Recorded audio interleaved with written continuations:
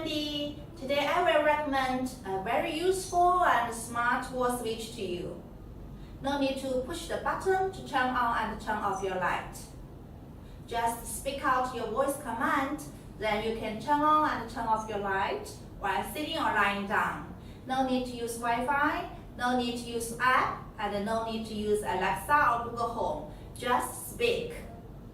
It's built-in microphone.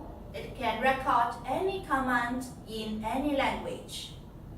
Now I will show you how to record your voice command into the wall switch.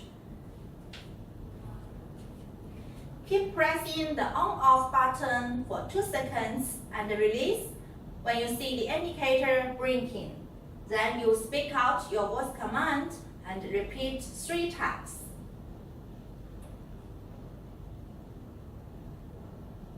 You are great.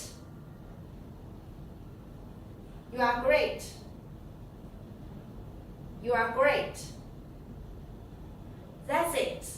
Now we can use our voice command to control our light. You are great. Cool. You are great. It's amazing, right? Very easy to use. And everybody can learn how to use it. If you like it and if you want to have this smart wall switch, please contact with us now.